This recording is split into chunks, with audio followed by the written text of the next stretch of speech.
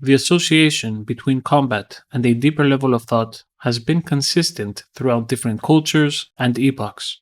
And though the reasons for this connection have always seemed tacit, today's era of overt materialism has created a schism between fighting and philosophy using the pretense of antinomianism. But to promote this divide is to remove combat's inherent artistic value and uproot the spirituality that the most notable warriors in history believed in and heroically stood for to the death. The reason we've reached this point is rather plain. It is an overcorrection to a very real problem that has plagued martial arts even as far back as antiquity. Where there is philosophy, there will always be sophistry, a poor, misshapen attempt to garner attention through deception and manipulation. When paired with martial arts, it leads to cult-like followings of people who believe even the most absurd displays of hypnotism. Displays that we can only jeer at with disappointment. As of late, there has also been a sharp turn towards practicality, where less effective martial arts are not only ignored, but also shunned. And because these less practical arts are usually cultural, often tied to religion or other inherited traditions, many come to the erroneous conclusion that philosophy is what makes them weak, a sign of our cultural degradation that surfaces through the hyperfixation on pragmatic superficiality, where all abstract philosophical concepts are associated with an armchair, and all ethical considerations become dismissed as feeble. But this yokel and prosaic approach is as shallow as the skin-to-skin contact of a successful strike. Behind that strike were a strategy, a purpose, determination, and the knowledge of generations of practitioners that honed the technique to perfection. Fighting is not simply the flailing of limbs to cause an opponent harm. It is a form of an expression of self through means of a life-threatening clash. Because even when fighting for sport, one must accept an ominous danger and overcome the existential dread of knowing that one lapse of judgment may cause them to forfeit their life. Whether it be the ring or the battlefield, in the heat of combat there is no ego, only truth. The cold, hard reality of our surroundings and circumstances, the consequences of our choices, and the acceptance of human mortality. These are all reasons why martial arts tie so closely with philosophy. They complement one another, not only for the benefit of self-growth, but also for society at large. The ancient Hellenists always strived to achieve balance or harmony in any practice they pursued. The violent body is to be controlled by the sober mind. The man famed for being the greatest warrior of antiquity, Achilles, was not trained by another equally great warrior. He was educated by the wisest and justest of his era, the immortal Chiron. And mythology would almost poetically turn to reality when Alexander the Great would himself be tutored by the wisest and justest of his time, Aristotle, the results of which would alter the course of history.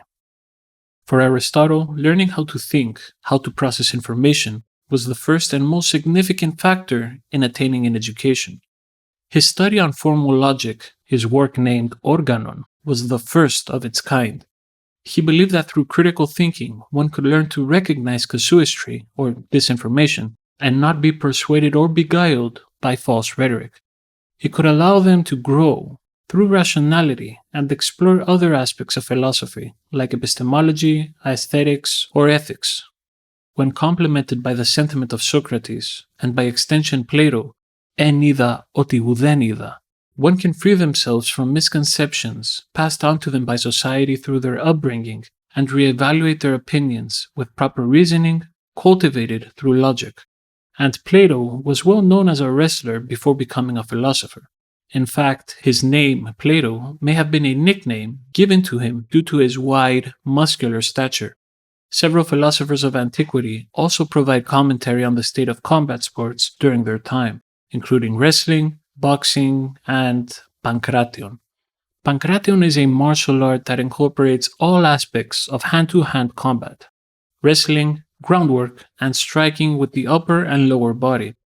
It was said to have originated from two mythological heroes of antiquity, Heracles and Theseus, one for grappling, the other for striking.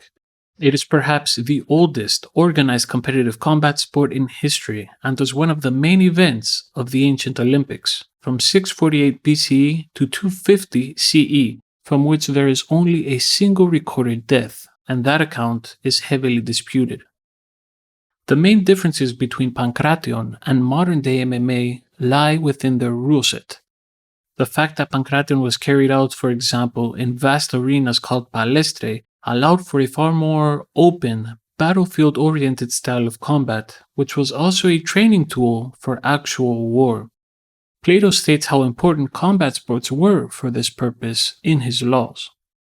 The ancient Hellenic method of education taught sports together with music, and combat together with philosophy, and the effectiveness of their military prowess spoke for itself. A quick parenthesis here because this question comes up quite often. There are currently no Pankration schools or gyms that I could recommend. This channel is the culmination of a lifelong effort to revive Pankration and bring it back to Olympic competition, detached from the modern Pankration doctrine that I believe is outdated and inaccurate. But I'm not garnering any Greek state institutional funds or other help from official Pankration organizations that do. My only support in this endeavor comes from my YouTube subscribers and patrons. Still, I hope that one day, when asked, "Where can I learn Pankration?" I can simply answer, your local Pankration gym. Now, the more pertinent question is, in this day and age, why should a scholar learn how to fight? And why should philosophy accompany the training of a combat athlete? To begin with the latter, logic, ethics, and philosophy don't just teach abstract theoretical concepts. They teach fighters heuristic lessons like how to deal with loss or success, avoid being taken advantage of, be content with moderation, and, perhaps most importantly, what constitutes a valid reason to fight. The current lack of philosophical instruction is the best argument in its favor. Some of the more famous and skilled fighters of our time are caught acting in horrific and deplorable manners, while simultaneously falling victims to blatantly obvious disinformation. Not only does this create a negative image for the sport, perpetuating the stereotype that fighters are unintelligent brutes, but it also causes personal suffering for the athletes, who manifest this toxicity in their private lives. In the ancient Hellenic Olympics, immorality was a means of disqualification by the Hellenodike, not an advertisement or a way to over-sensationalize a match for profit. Pursuing success is noble, but not when it vitiates all ethical considerations. When an athlete competes and strives to become the best in their craft, their initial goal might be to do it solely for themselves, but the reality is they are a symbol of their society as a whole, a role model that people admire for their skill, focus, and determination. Of course, this applies to all athletes, but arguably far more so for those in combat, as they possess a very primal and practical ability that many look up to. An ability that is not only useful for self-defense, but also for the benefits that accompany its practice: self-discipline, remaining calm under severe stress, training real-time strategy and reactions, overall physical well-being. It also instills confidence and faith in one's abilities, which can be enlightening no matter the purpose for which it's used. When put together, these two fields, combat and philosophy, push us to take control of every aspect of our mind, from our motor skills to the depths of our consciousness, creating a solid, balanced foundation of study and practice. Any effort to separate them is usually the product of impetuosity, though it can also be far more nefarious. The most effective way to insert conflict where it shouldn't exist is to introduce an oppositional dichotomy: the thinkers versus the doers, or practical versus theoretical, individual versus community, right versus left. One side considers the others weak, and their opposition regard them as fools. But in the end, the conflict only increases the profits of a few. There is no need to suffer between these two extremes. The means are abundant, restricted solely for apish posturing and manipulation. Those wealthy and in power provide cheap empowerment through perverted history or politics as a means of adding fuel to the fire. The same blaze used to cast the shadows of overvalued commodities upon the wall in the cave where we are all bound. Modern, industrialized superficiality has failed us. It's made us weak and foolish. We can either snap out of it now or destine ourselves to eternal failure. For the first time in history, we are all immediately interconnected.